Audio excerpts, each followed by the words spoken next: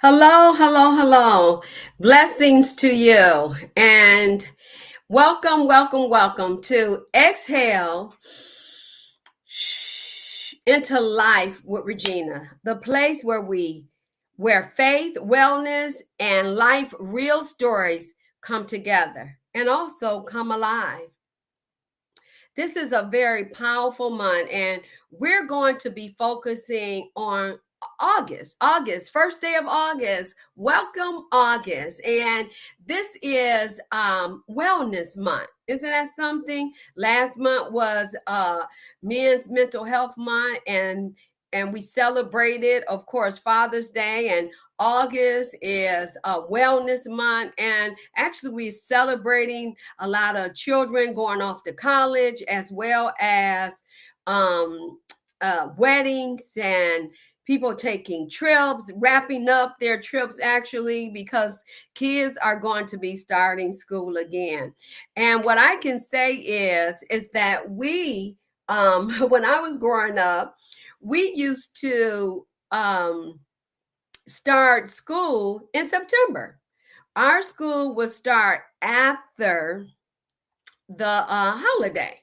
And so now that is not the case now. We start now in August. And I remember when my daughter was going to private school, she started in August. And it was always a big deal for her because she wanted to start in September like everyone else. And now she has that opportunity to do that. Start in August. I want to invite you to subscribe as well as to share.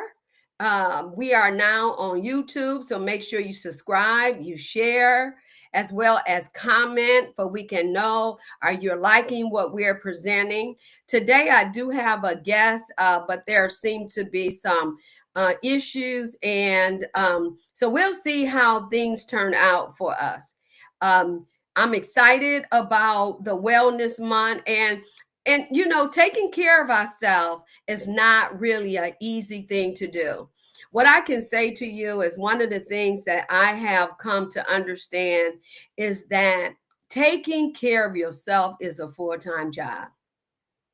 And I used to say, and a friend of mine used to say, taking care of ourselves is a full-time job where you don't have to worry about what anybody else is doing. You don't. If you keep your eyes on yourself and what's going on in your life, you don't have to worry about what anybody else is doing. Because guess what? You can just focus on what you're doing. And if you're focused on you and not worried about everybody else, and then you are going to be great. A-okay. That's sometimes hard to accept or believe that we're going to be okay. And sometimes we get so involved in what other people are doing and saying, and that can really be a true distraction. And so I want to encourage us today not to allow these distractions to become a part of our lives. And distractions are very difficult to sometimes avoid. And that is because guess what?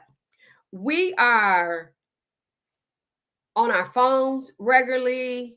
Women, we can engage with other women and others, as well as our families, our children, our co-workers. It's a lot of engagement that goes on.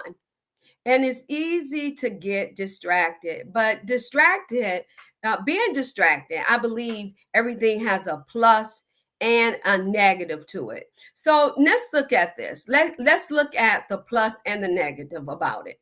So when you think about it, what are the pluses to distraction?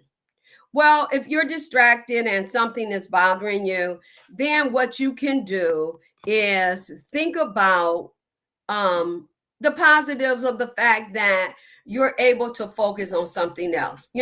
That's what we do when we have distractions. We try to focus in on something else. And so, what I encourage you to do is if you are bothered by something, um, and you find yourself focusing on something else, that would make it go away for a minute, you know, because once you stop focusing on that, it can come back.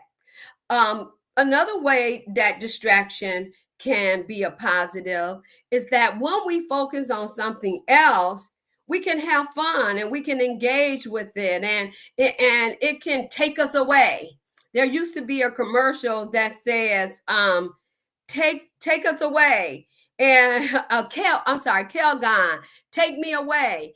And it was really a good distraction, bathing and women just relaxing in the tub and after a hard day's work. And so that could be a positive distraction, right? um Getting involved in family things to keep your mind preoccupied, that can be a good distraction. Even distracting ourselves sometimes with a telephone can be. I think it becomes whether or not how much are we allowing ourselves to get distracted. So so what I want to say is that it's easy to do to get distracted, but what I will say that keeping ourselves balanced is so important. And I believe that's what Wellness Month is all about. It's all about us keeping ourselves balanced. And so, what are some things that you're doing right now to keep yourself balanced? Well, what I can say about me, what I'm doing to keep myself balanced, um, is that I'm trying to not only work, but spend time with family. I'm trying to take out time uh, to have breakfast with friends, because I can go weeks and I can talk with people, but not really have any interactions because I'm hybrid. I go into my office, I run my own business, and then from there I can. Then from there, I'm sorry, I'm trying to see what's going on with our guests. Hmm. Just one second. Bear with me. Um, you know, I'm dealing with a distraction right now, but this is a positive distraction because we want our guests to join. And so they seem to be having some difficulties. Um, and so I want to talk about the balance, being balanced, doing the things that we need to do to take care of us. And I want to encourage you to whatever it is that you're doing too much of. I want you to. You're on. It says, You're oh, on. oh, okay. I didn't know. I'm Yep. sorry. Yep. So one second. So anyway, I'm just finishing up this talk about being balanced because this month is about wellness. And so this month, as I said, is about Wellness Month. And so what we want to do is think about being balanced, right? I talked about spending time with friends, and not working so much, not keeping my mind just occupied with work, but making sure I'm going out to breakfast, I'm going out to lunch. One of the things that my sister do that I think is really great, she goes out to various happy hours. She will have an occasional drink, but she loves the food. And then at that time, the food is a little cheaper. Not that she's going out for that, but that's what they do. They promote the foods during that time as being cheaper. And I said that I wanted to try doing some of that. I was bike riding at one point, not doing so much of that as I used to. But I do walk my dogs. I try to get them out of the house. Um, Particularly when I'm working at home, because I want them to exercise and move around and do things. And I'm spending time on Sundays. I try to go out with friends. And if we're not going out with friends, we are going, my husband and I are going out. So think about how you can bring wellness in your life. Make it a point to do that this month. And so, Dr. Mary, welcome, welcome, welcome. And I'm glad you were able to make it on. If you want to chime in, because I know that you are also about wellness, and this is August is Wellness Month.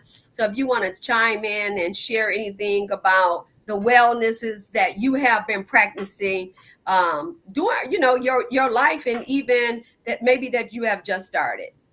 Yes, thank you, Dr. Hall. It's so good to be on your show today. And I had to exhale just dealing with the Yes. technical challenges. Thank you, everyone who's listening. I love bike riding, and you mentioned bike riding, and Yes. that is really a stress reducer, stress reliever. And I think I love bike riding so because it gets me out in nature and allows me to move my arms, my legs. And usually I'm riding with a group of people who also love bike riding and they're enjoying the nature and we're talking with one another and enjoying life. And I think that's a part of wellness, having a community that enjoys some of the same activities and just love living and doing what we love to do, whatever Yes. that is for you. Yes. Yes. Yeah. That's very true. I totally agree. And it's a great form of exercising because it's like you said, you're moving your legs, you're moving your hands, and it's cardio. It's great cardio. Yes. Yes, Yeah. yes, it is. Are there any other things that you do to strike a balance? I think reading, I love reading. I Okay. love writing, reading and writing. And I love it helps me relax. The reading, the journaling, writing, or whether it's listing tasks or goals that I have, just so that Uh-huh. I can look at them on paper. Because once they're on paper for me, I'm far more likely to take action with them. So Okay. that's wellness for me, is taking action on things that are important to me and reading other authors' work, and always about asking myself, how can I be better? Because I want to live out my best life and be the best that I can be. And that helps me feel well. That's wonderful. I'm glad that you brought those things up because I didn't mention that. But one of the things that I love to do for reading that really does help me to exhale is reading the Bible. I love reading the Bible. I love the scriptures and applying them to my life. And then I enjoy listening to books. And so when I'm walking my dogs, I listen to books. Yeah. Yes. And that it really is helpful. I just saw a message that came through and then it disappeared. They were asking us a question. They said, please tell us, and then the question went away, Okay. unfortunately. Yeah, wow. I'm I sure. hate I hope it comes back. I hope the Let me see. question comes back. Okay, here it is. It says, Dr. Hall, can you please counsel on how we can deal with community and social issues such as all the violence living in the city of Detroit, etc.? It is very stressful, especially for women and seniors. I often find myself feeling violent towards others as a defense to stop them before they get me. I am really a good person. Wow, this is really powerful, and I really appreciate it. We both can chime in on this one. One of the things that what I can say is you're right. There can be a lot of violence happening around us. And I say us. I know you said specifically in Detroit. I know there can be violence that happens there without a shadow of a doubt. I grew up on Mack and McClellan, and and there was some violence, and I want to be sensitive to this because I know that Detroit is a great place to live and it has great things to do, right? And even though I'm no longer living there, I do want to say I tried to continue living in Detroit, but my husband is not from Detroit. He's from New York, and that's not what he wanted. And so he just didn't want to live urban anymore. He came from a big city, and he said he just wanted to stay calm, just wanted to not deal with the hustles and bustles. But honestly, I love Detroit. And I can only imagine, as a woman and a senior citizen, how scary it is to think about violence happening. So, one of the things I want to deal with is that we have to begin to deal with our thoughts, right? What you said here is, I often find myself feeling violent towards others as a defense to stop them before they get to me. And I can only imagine how scary you must be feeling right now and off guard, and also how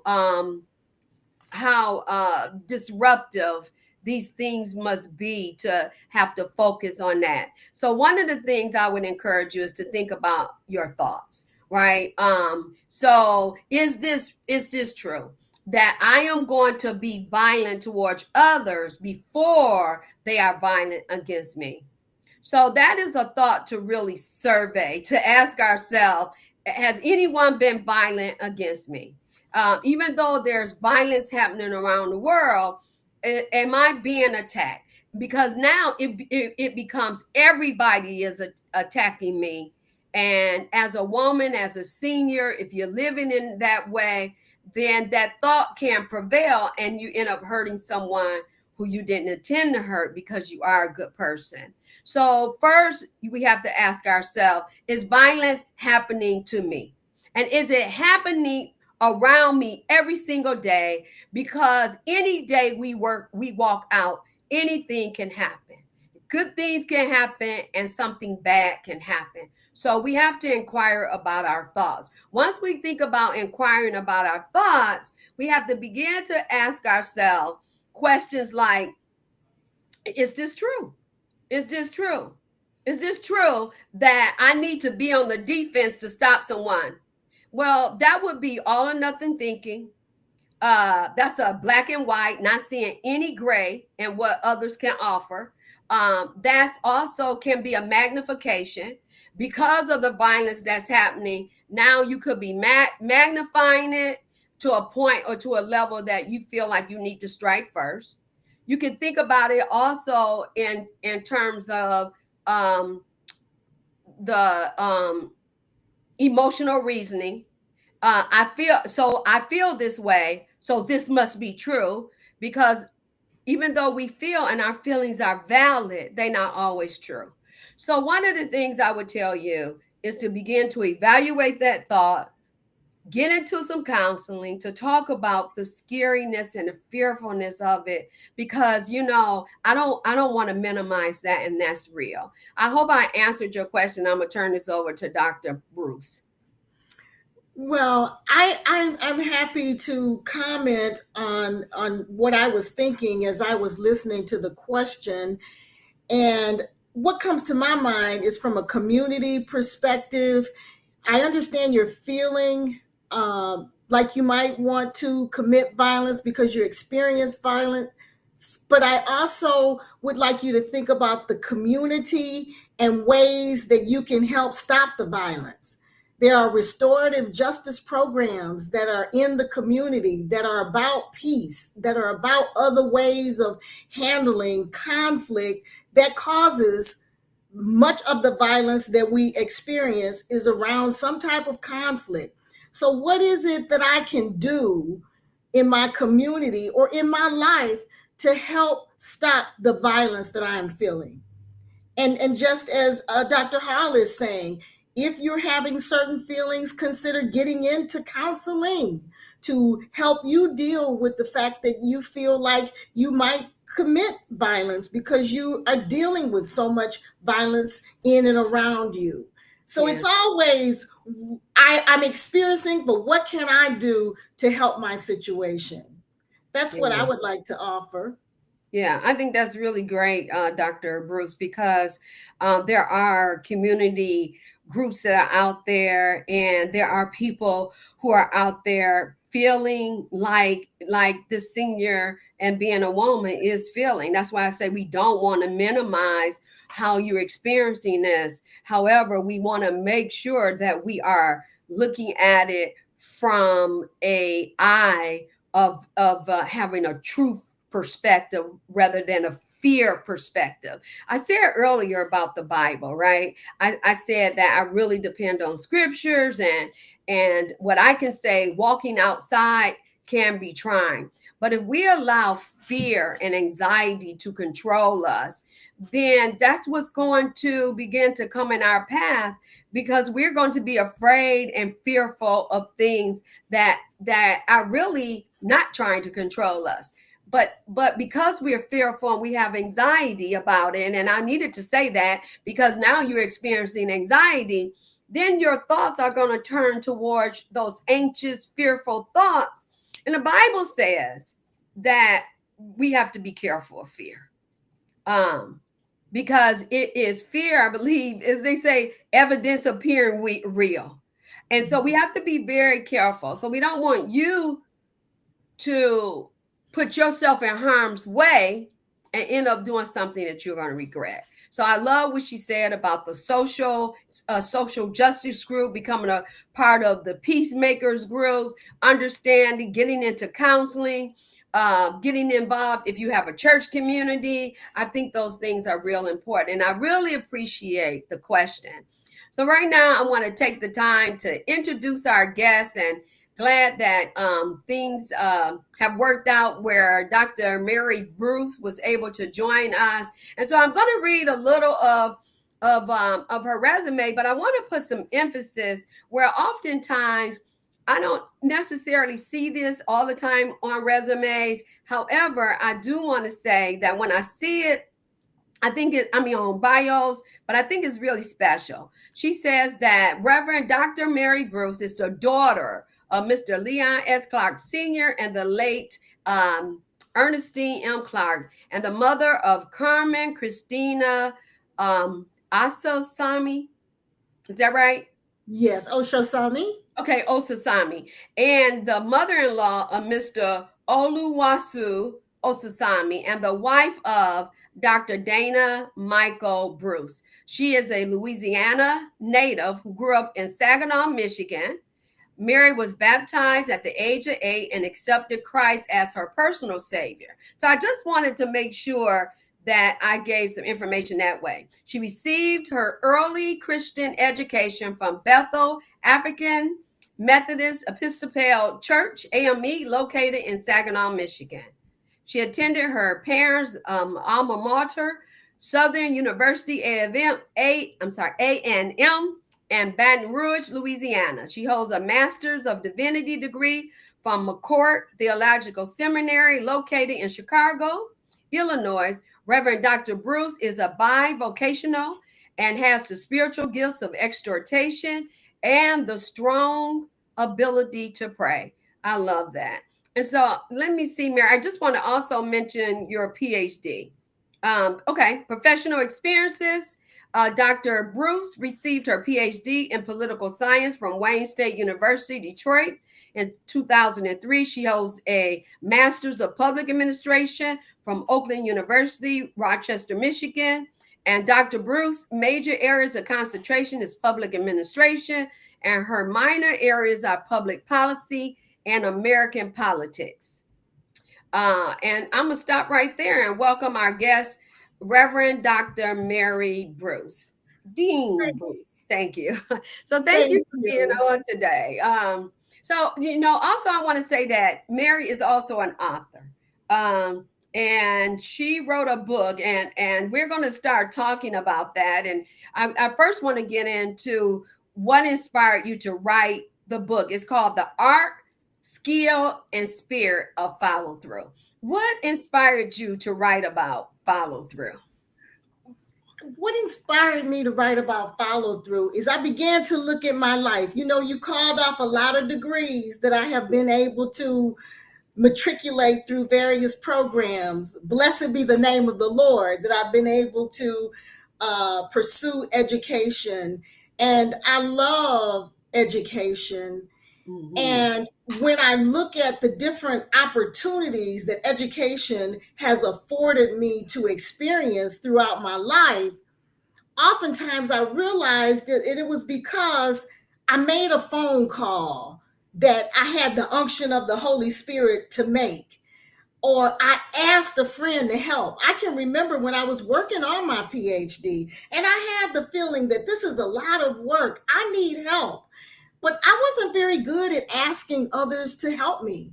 But that process required me to ask others to maybe cook some food for me, watch my daughter, participate in my research study. I had to ask for help. And it was, I could have just thought about asking for help, but I had to follow through and dial the phone numbers and take the risk that they may say yes, but they may say no. And sometimes you talked about fear earlier in your show. Sometimes the thought that others may say no when I ask for help prevented me from following through and asking for help. So that's why I talk about art and skill and spirit.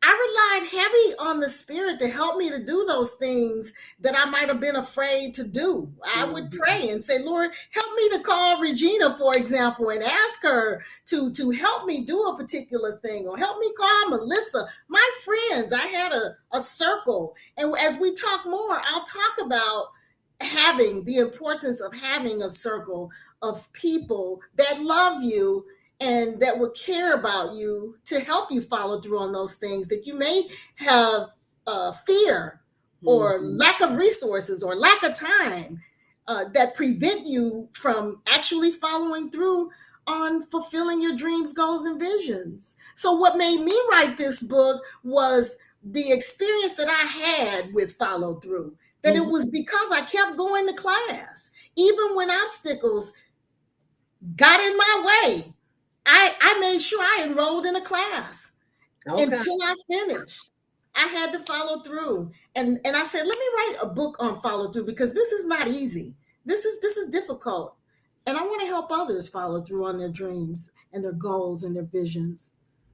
Yeah. Yeah. That's really powerful, because when I'm understanding you to say that the follow through shaped your understanding, or causing you to what you needed to follow through on, shaped your understanding that it took that to reach your goals. Yes. Yes. And also knowing that, I love how you put that, knowing that a power higher than yourself, the Holy Spirit, had to be present in order for you to do the things that you were setting out to do. Am I getting that right?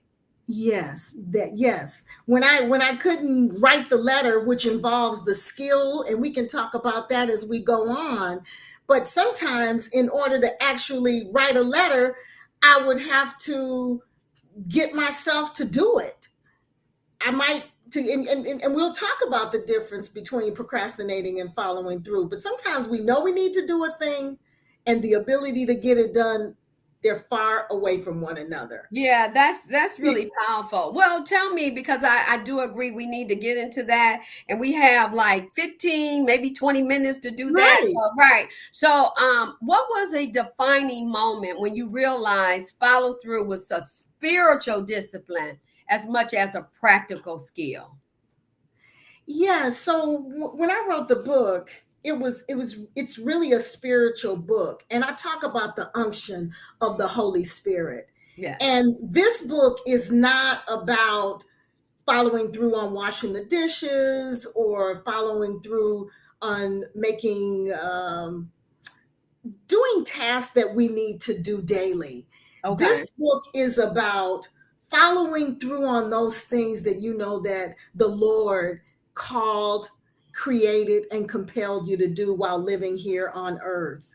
And I think we can distinguish what those things are when we don't get them done and it bothers us.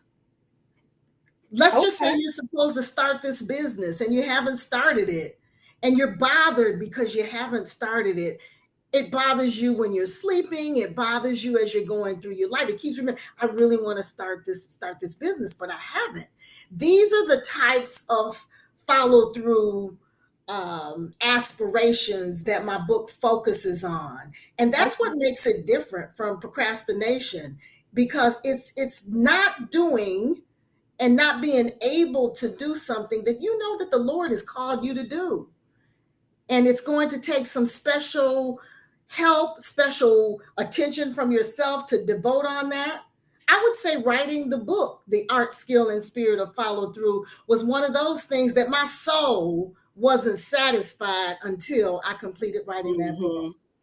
Yeah. Yeah, yeah, right. Yeah, yeah. That, and that is very true. And you hear authors or those who talk about us reaching our goals or doing those things that we say we want in life. And you're right, it can be far apart from one another.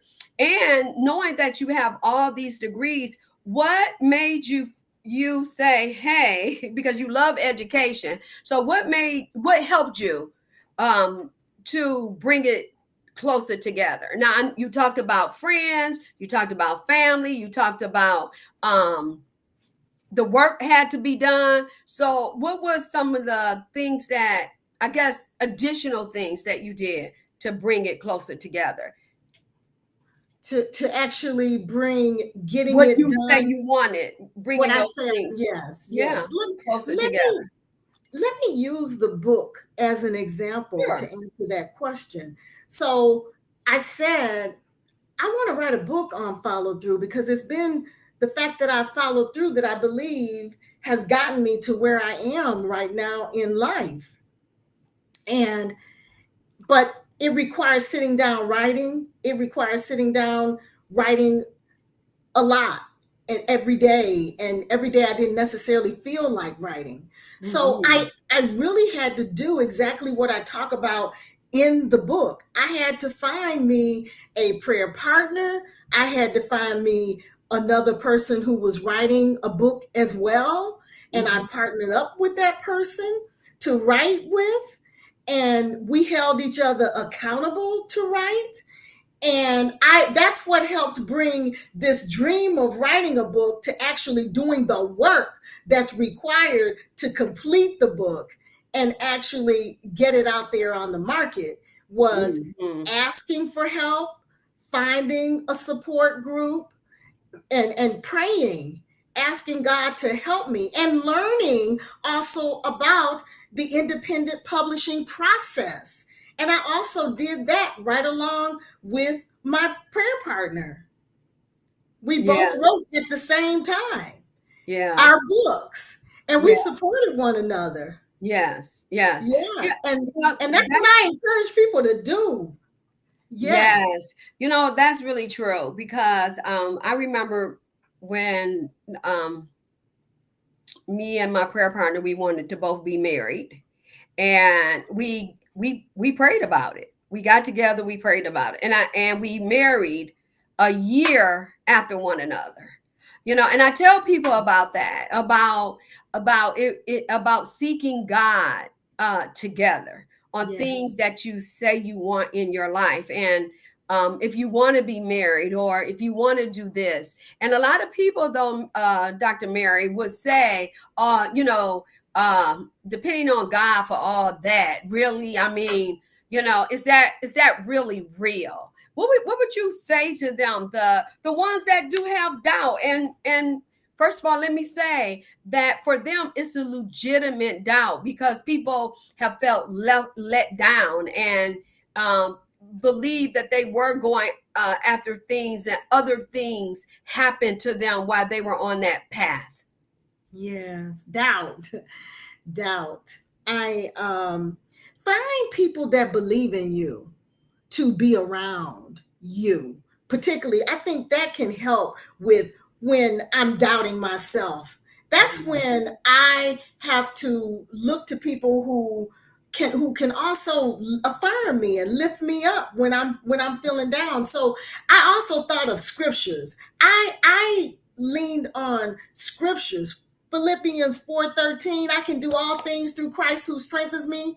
And I suggest to others who have doubt, then you need to go, if you're not into the Bible, then maybe find someone who believes in you, find someone who might be into prayer to pray for you, because there is a part in my prayer that I would say, Lord, help my unbelief.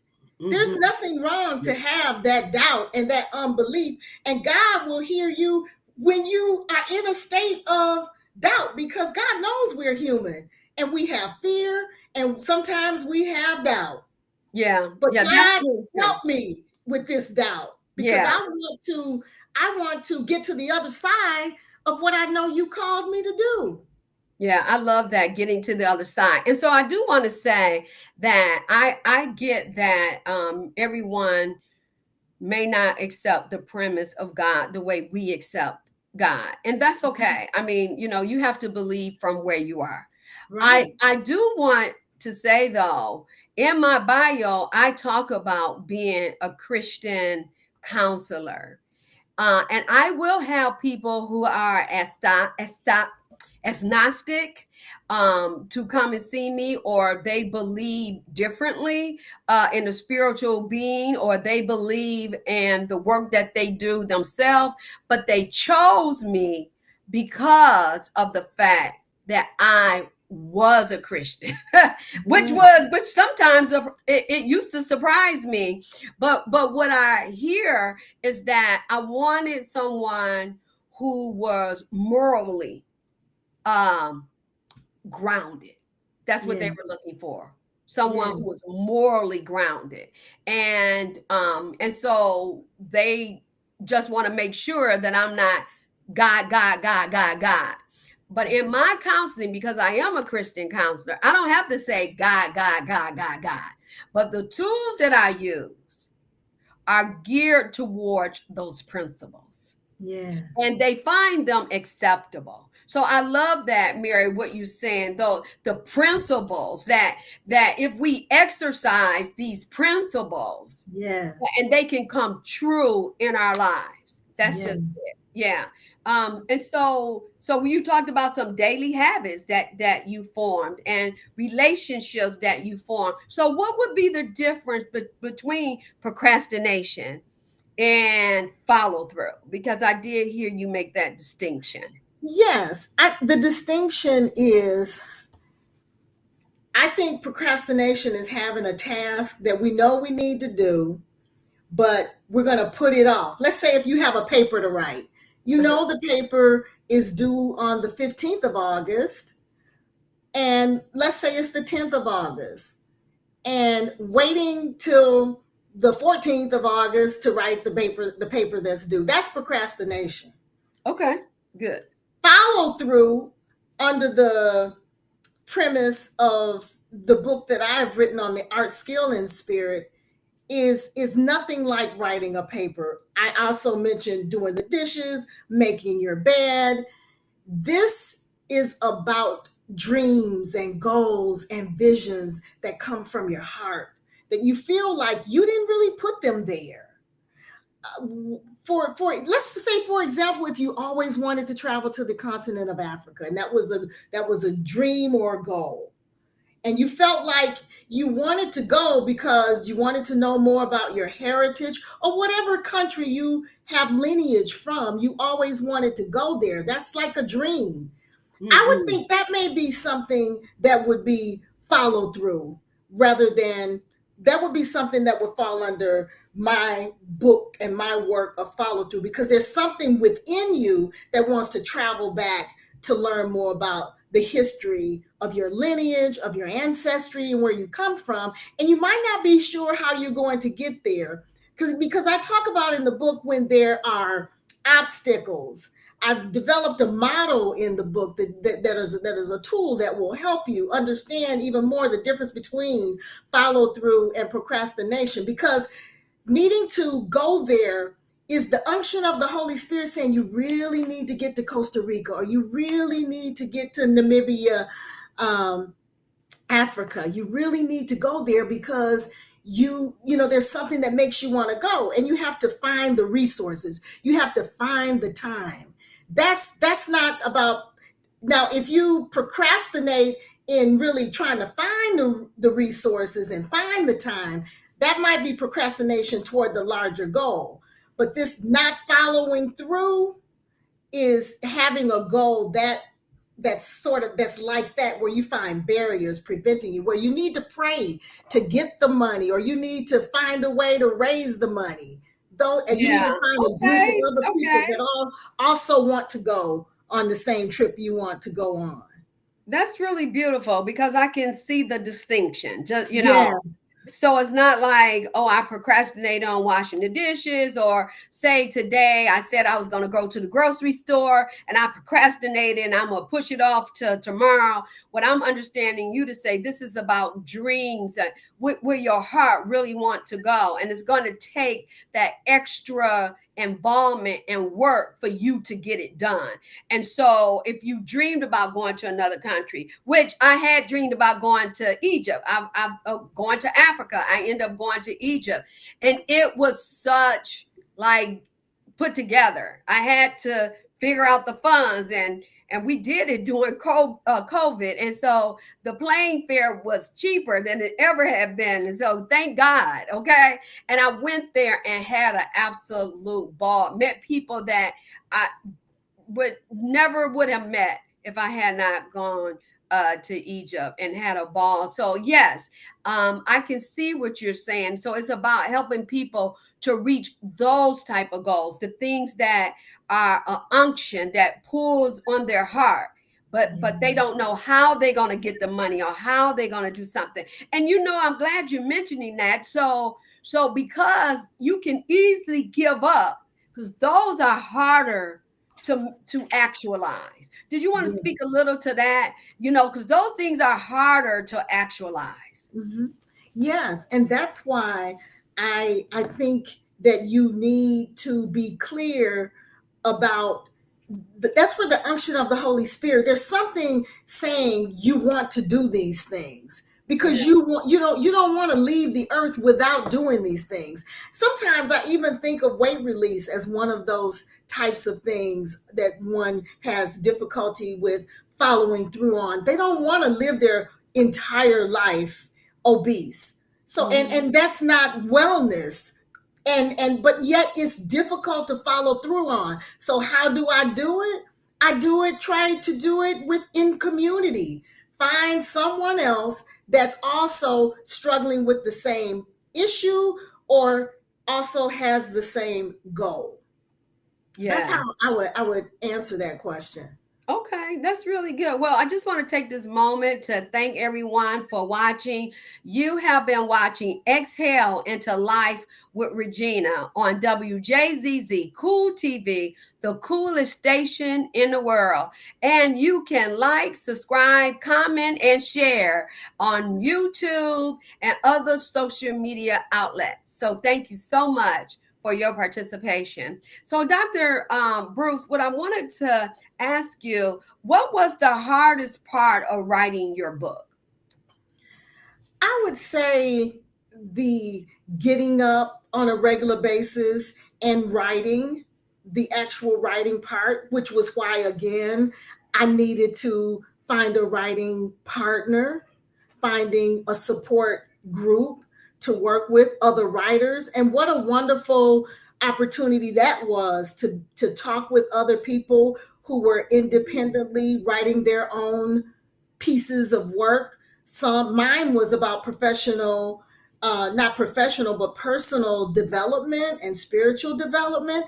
But I met other authors who were writing fiction. That was helpful. That was important to me. And also tackling the barriers. Time was a barrier. Finances could be a barrier. Finding ways to continue to get even that legal support. I needed legal support to make sure that everything that I was doing in writing my book was all my dots were over my I's and T's were crossed. So just learning about the process, asking for help, finding the support group, and also believing that I could finish it and not stopping until I did finish. And that's the kind of tenacity that I think is required for anyone who has a dream or a goal or a vision to follow through and complete Yes. is required. Yes. I love that because what you're saying, you're not letting um, external barriers determine your outcome. That Yes, you're going beyond those external barriers. Well, I wanted to ask you because pretty soon we're going to have to wrap up. What was one absolutely. of your greatest challenges, or I should say, rewards that you were able to say that this was in my heart and I did it? Yeah. One of my greatest experiences was be in touch when readers told me that they actually followed through on their goals after reading the book, and to find out that reading the book, and even during COVID I did podcast and talked about different subject matters, and to Mm-hmm. hear from the people who experienced listening to my talks and reading the book actually say that they followed through. Because I think that the larger contribution of this follow through work is people self actualizing, actually Yeah. realizing their dreams and their goals, and feeling that when I leave this earth, I got it done. I followed through and I Yeah. did what I was created to do while I was living, and I lived my life to the fullest. And I think Mm-hmm. that's what I want people to think about. While I'm in my body, what is it that the one that created me wants me to do? And am I doing it? If I'm not doing it, how can I follow through and complete? And I think the more people that feel like they are doing what they were called to do, that they'll be fulfilled. And Yeah. that gives me fulfillment. That gives me fulfillment. Well, can you provide us with your website as well as where the listeners can get your book, and anything else that you want to add? Unfortunately, we're starting to wind down to the time being over, but I want you to definitely share, your book and where they can get it and any other information you would like to give. Absolutely. You can reach my information on follow through at followthroughtoday.com. The book is available. The Art, Skill, and Spirit of Follow Through is available on Amazon, Barnes and Noble. It's available electronically. You can order the book hard copy directly from the website followthroughtoday.com. Some of the services that I offer are helping people create their life's mission. In order to follow through on what you were created to do while you're in the earth, you need to think about, what is my life's mission? So I help people develop a life's mission statement. And I also hold workshops on helping you develop your circle of relationships. Because I talked about finding someone who loves you and a support group for people who care about you. Yeah. I help people just write those names out. Who's your close friend? Who's your acquaintance? And who's in your community? And then have you let them know that? And have you thanked them for being in that particular place in your life? I work with people on that. I also work with churches on strategic planning for their goals, dreams, and visions. So, those are some of the services that I provide. And that is how my book can be found on followthroughtoday.com. Okay, followthroughtoday.com. And so please reach out to Dr. Mary D.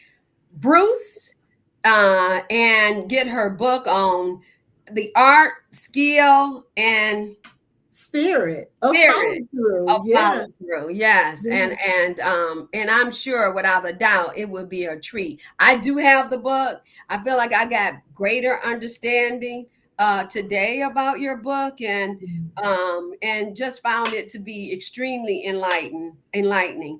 I just want to thank everyone for tuning in to Exhale into Life with Regina. You have been watching on WJZZ Cool TV, the coolest station in the world. Please do not forget to like, excuse me, subscribe, comment, and share on YouTube and other social media outlets. Thank you so much for joining us. And God bless you, and we see you next Friday. Mhm. Okay.